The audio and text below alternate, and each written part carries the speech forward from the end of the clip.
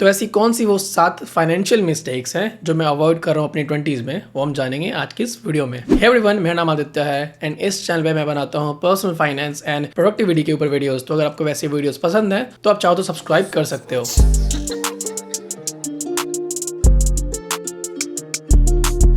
तो स्टार्ट करते हैं पहले फाइनेंशियल मिस्टेक के साथ, जो कि है पीपीएफ को अवॉइड करना, जो कि मैं नहीं कर रहा हूँ। तो पीपीएफ क्या है? PPF is basically public provident fund. अब इसका मतलब क्या हुआ? तो पीपीएफ यानी कि पब्लिक प्रोविडेंट फंड एक लॉन्ग टर्म सेविंग प्लान है, या फिर आप बोल रहे इसको एक सॉर्ट ऑफ इन्वेस्टमेंट प्लान है। बट अब इसको एफडी या फिर सिंपल सेविंग्स के साथ कंफ्यूज मत करना, बिकॉज ये लॉक्ड होता है एक स्पेसिफिक टाइम पीरियड तक, जो कि यूजुअली 15 साल तक होते हैं। और उसके बाद आपके पास ऑप्शन होता है कि आप इसको 5 साल के इंक्रीमेंट में बढ़ा सकते हो। तो लोग इसको करवाते क्यों हैं? सबसे पहला रीजन है क्योंकि ये सेक्शन 80C के अंदर आता है। अगर आपको सेक्शन 80C के बारे में नहीं पता तो मैं डिस्क्रिप्शन बॉक्स में एक लिंक दे दूंगा, आप वहां से जाके उसको बारे में पढ़ सकते हो। बट बेसिकली जो भी आप इन्वेस्टमेंट्स करते हो जो कि सेक्शन 80C में कवर्ड है, यानी कि इंश्योरेंस या फिर इन्वेस्टिंग इन पीपीएफ, वो टैक्स डिडक्टेबल होता है। यानी कि आप साल भर में 1.5 लाख रुपए तक जो है अपने पीपीएफ में डाल सकते हो और वो सारा का सारा अपने टैक्सेबल इनकम से रिड्यूस कर सकते हो। इसीलिए मैं भी पीपीएफ में इन्वेस्ट करता हूं। अब पीपीएफ में कितना इन्वेस्ट करना चाहिए ये आपके ऊपर है। तो अगर आपको पूरे 1.5 लाख रुपए क्लेम करने हैं तो आपको हर महीने 12,500 रुपए डालने पड़ेंगे पीपीएफ में। बट मैं सिर्फ डालता हूँ 8,000 रुपए। ऐसा क्यों? क्योंकि मेरे पास life insurance and health insurance भी है, और ये भी जो है वो सेक्शन 80C में आते हैं। यानी कि आप इसके मदद से भी जो है 1.5 लाख रुपए तक में अपना जो है वो टैक्स रिडक्शन कर सकते हो। तो ऐसा नहीं कि आप इंश्योरेंस वालों से 1.5 लाख अलग एंड पीपीएफ से 1.5 लाख अलग कर सकते हो। ये सारे के सारे कंबाइंड 1.5 लाख में ही डिडक्ट होंगे। इसलिए मैं हर महीने 8,000 रुपए डालता हूँ पीपीएफ में, क्योंकि जो बाकी के मेरे पैसे जाते हैं इंश्योरेंस वगैरह में, वो सारे अगर मैं जोड़ जाड़ लूँ तो साल भर में ऑलमोस्ट 1,49,000 के आसपास जो है मेरा हो जाता है पीपीएफ और इंश्योरेंस के प्रीमियम्स को मिला के।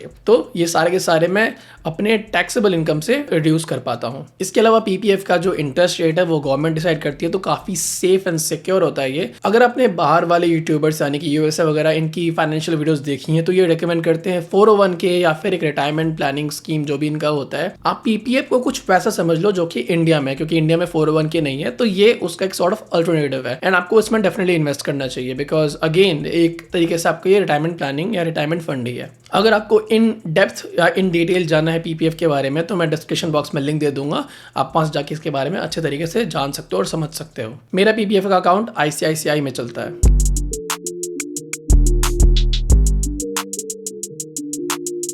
अब इसी के साथ बात करते हैं दूसरे फाइनेंशियल मिस्टेक की, जो कि बहुत सारे लोग करते हैं, that is not buying a life and health insurance. देखिए, इंश्योरेंस का मतलब ये है कि आप अपने आप को सेफ गार्ड कर रहे हो अनफॉरसीन सर्कमस्टांसेस है, यानी कि भगवान न करे बट अगर आपका कल का कुछ एक्सीडेंट हो गया या फिर जैसे मैं पता है चल रहा है आपको हो गया, अनफॉर्चुनेटली भगवान न करे प्लीज, तो फिर आप क्या करोगे? क्योंकि आपको पता है कि इनमें बहुत पैसे जाते हैं। अगर आपके पास इंश्योरेंस नहीं है तो आपके इमरजेंसी फंड से ये पैसे जाएंगे। ये इमरजेंसी फंड का रीजन यही है ऑब्वियसली। एंड अगर आपके पास इमरजेंसी फंड भी नहीं है तो फिर आप सोच सकते हो कि आप कितने बड़े फाइनेंशियल ट्रबल में फंस सकते हो। इमरजेंसी फंड क्या है, कैसे काम करता है, इसके ऊपर मैं एक वीडियो बनाऊंगा, मोस्ट प्रॉब्ली मेरी अगली वीडियो होगी, तो आप ऑब्वियसली सब्सक्राइब कर सकते हो। But again, health insurance is very important. आज के टाइम में हेल्थ इंश्योरेंस या फिर लाइफ इंश्योरेंस लेना बहुत ईजी हो गया है विद वेबसाइट्स लाइक पॉलिसी बाजार। तो मैंने भी खुद के जो भी इंश्योरेंसेस है वो पॉलिसी बाजार से लिए हैं। बाय द वे, ये वीडियो स्पॉन्सर्ड नहीं है या मेरा उनके साथ अभी तक एफिलिएशन भी नहीं है, बट मैंने खुद से ही अपने life insurance and health insurance लिए हैं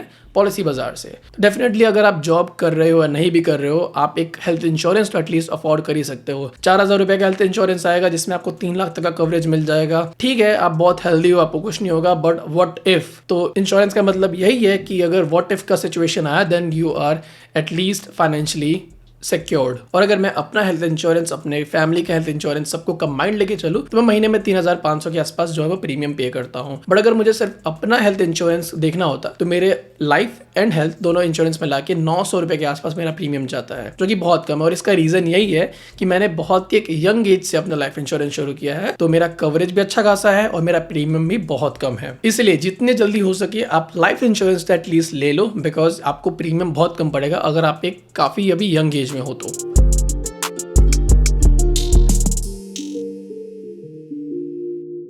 सो तीसरा फाइनेंशियल मिस्टेक्स है अननेसेसरी लोन्स लेना, जैसे कि student loan, credit card loan. Basically अगर आप क्रेडिट कार्ड यूज कर रहे हो और आप टाइमली उसकी EMIs को पे नहीं कर रहे हो, वो बेसिकली एक बहुत ही बेकार इंटरेस्ट रेट के साथ एक लोन ही है। और तीसरा आता है आपका कोई भी मतलब पर्सनल लोन, जैसे कि कार लोन वगैरह। अगर आपको कोई ऐसे फील्ड में जाना है जहां पे डिग्री इंपॉर्टेंट नहीं है, जैसे कि जिस फील्ड में मैं हूं, या फिर आजकल तो बहुत सारी ऐसी फील्ड्स हैं जहां पे degree is not that important, and आप डिग्री के चक्कर में और जस्ट बिकॉज ऑफ डिग्री आप कोई डिग्री कर रहे हो एंड उसके लिए आप उस डिग्री को अफोर्ड भी नहीं कर सकते, आपने लोन लिया है। बिकॉज मैं देखता हूँ मेरे बहुत सारे जो दोस्त है वो कनाडा USA जा रहे हैं बहुत ही हैवी लोन पे, and just for the sake of a degree, जो कि उनके इंडस्ट्री में उतने काम भी नहीं आने वाली है, and they know it, but just for the sake of degree they are doing it. तो इससे बड़ा एक स्टूपिड मूव कुछ नहीं हो सकता। इंडिया का डेटा आपके स्क्रीन पे होगा जो भी स्टूडेंट लोन के डेट में है, और एग्जांपल के लिए मैं आपको US का जो है वो स्टूडेंट लोन का डेटा दिखाता हूँ, विच इज क्रेजी। तो yes, avoid student loans if you can, but otherwise अगर आप कोई डिग्री कर रहे हो, फॉर एग्जांपल MBBS या लॉयर, जिसके लिए degree is important basically, then obviously it makes sense, so I am no want to make a call on it. दूसरा है क्रेडिट कार्ड लोन्स। तो जो भी आप चीजें बाय करते हो क्रेडिट कार्ड से, आपके पास आई गेस 60 दिन का पीरियड होता है टू पे इट बैक। अगर आप पे बैक नहीं करते तो आपके पास एक मिनिमम अमाउंट ड्यू होता है और एक फुल अमाउंट ड्यू होता है। अगर आपके पास पैसे नहीं है, ऑब्वियसली आप मिनिमम अमाउंट ड्यू पे करोगे, बट जो बाकी का पैसा बच गया वो कैसे बचा, वो फ्री में तो नहीं बचा, उस पर बहुत ही ज्यादा इंटरेस्ट होता है। I am not sure but around 30%, definitely over 20%, जो कि बहुत ही क्रेजी अगर आप सोच के देखोगे कितने जल्दी ये कंपाउंड होएगा। आपकी स्क्रीन पे आपको कुछ जो बड़े बड़े बैंक्स का डेटा दिख ही रहा होगा। तो डेफिनेटली अवॉइड क्रेडिट कार्ड अगर आपको अपने एक्सपेंसेस पे कंट्रोल नहीं है। तो क्रेडिट कार्ड्स एक बहुत ही अच्छे टूल्स हो सकते हैं in your financial arsenal, only if you know how to use them, otherwise वो आपके अगेंस्ट बहुत ही जल्दी काम कर सकते हैं। मैं अपने सारे ट्रांजेक्शंस पैसे क्रेडिट कार्ड से करता हूँ, चाहे वो बिजनेस हो या पर्सनल हो, but only because I have a control over my expenses. मैं कोई भी ऐसे फालतू एक्सपेंस नहीं करता, and I don't take it as a free money, because I know कि एंड ऑफ द डे मुझे उसको पे बैक करना ही है। क्रेडिट कार्ड से मैं कैसे पैसे कमाता हूँ इस पर मैं एक वीडियो ऑलरेडी बना रहा हूँ, जो कि बहुत जल्दी मैं पोस्ट करूंगा, तो stay tuned for that as well. और इसका तीसरा था कार लोन, बट इसको मैं अपने अगले पॉइंट में कवर करने वाला हूँ, which is buying an expensive car.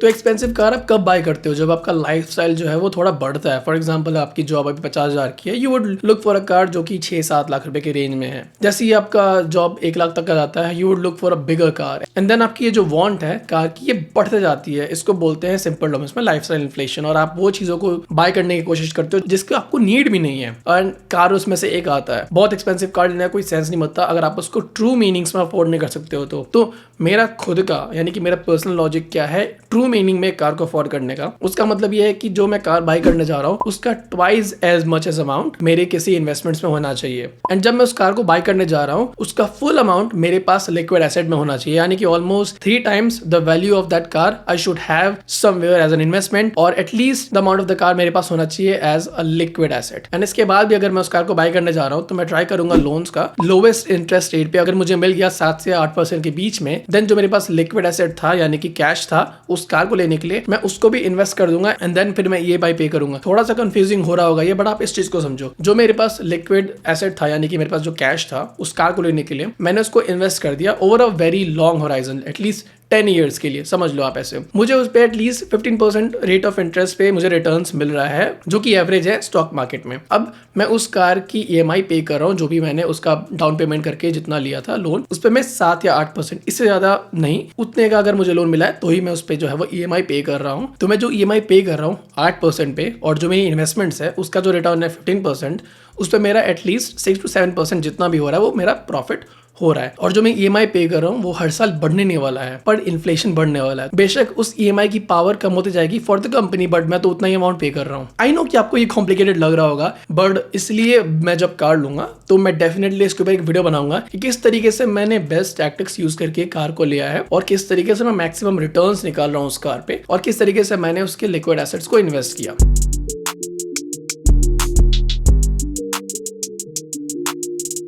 Alright, तो अब चलते हैं 5वें मिस्टेक की तरफ, जो कि है ग्रीडी इन्वेस्टमेंट्स करना। अब ग्रीडी इन्वेस्टमेंट्स में क्या काउंट होगा? अभी के टाइम पे जो सबसे फेमस चल रहा है शिट कॉइन्स, यानी कि एक एग्जांपल जिसमें आई गेस बहुत सारे लोग फंसे होंगे, डोज कॉइन। सबने उसमें तब इन्वेस्ट किया जब वो पीक पे था, अज्यूमिंग कि वो अगले दिन ही बहुत पैसे कमा लेंगे उससे, बट क्या हुआ? डाउनफॉल। क्यों? क्योंकि एक बहुत ही ज़्यादा ग्रीडी इन्वेस्टमेंट था। क्या उसमें मैं फंसा?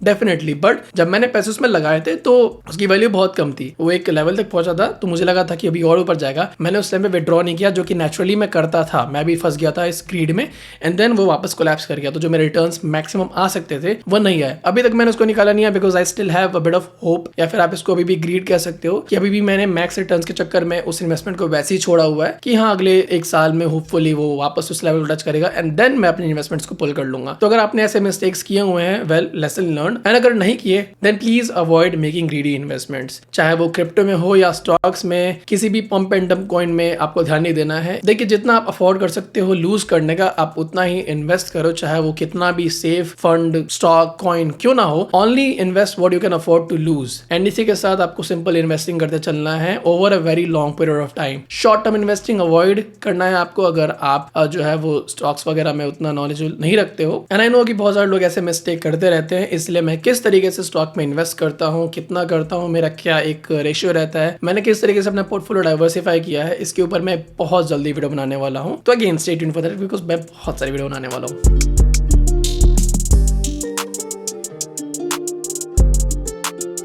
ऑलराइट, तो सिक्स्थ फाइनेंशियल मिस्टेक होगा not spending money on passion. Yes, पैसे थोड़े खर्च करने चाहिए आपको अपने पैशन पे, बिकॉज आप कैश फ्लो कितना ही बिल्ड करोगे अगर आप थोड़े से भी कैश को एंजॉय नहीं कर रहे हो। तो मेरा क्या एक सीन है कि जितना मैं कमाता हूँ साल भर में, उसका मैं 10 या फिर 5 to 10% डिपेंडिंग ऑन कितना बड़ा अमाउंट है रखता हूँ मैं, that I will spend on my passion. जैसे कि इस साल मैंने अब एक बाइक खरीदी। अगर आप देखोगे एक तरीके से it was a financial mistake एक बाइक लेना, but again it's something that made me happy. ठीक है, it's something that made me proud of my self, तो वाई नॉट। बाइक राइडिंग को आप एक पैशन बोल सकते हो, तो I spend a little bit of money on my passion. और उसी तरीके से पिछले साल मैंने गिटार खरीदा था, बट अभी एक्चुअली सीखना बाकी है, उसको वो ही नहीं कर पाया मैं, बट इस साल डेफिनेटली सीखूंगा। तो चाहे आपका पैशन कितना ही छोटा हो या बड़ा हो, आप उस पर पैसे खर्च कर सकते हो एज लॉन्ग एज आप उसको अफोर्ड कर सकते हो। अब एक एक्सपेंसिव कार को ड्राइव करना वो पैशन मत बोलना, बिकॉज ये जो पहला वाला पॉइंट है not buying an expensive car, उसको ही कॉन्ट्राडिक्ट कर देगा, इसलिए प्लीज ऐसे लॉजिक मत जोड़ लेना। उसी पैशन में इन्वेस्ट करना है जिसको आप अफोर्ड कर सकते हो। और अगर आपकी अर्निंग बहुत ज्यादा नहीं है और आपका कोई ऐसा पैशन है तो थोड़ा सा एक्सपेंसिव है, तो आप ऐसे देख लो कि आप साल में जितना कमा रहे हो उसका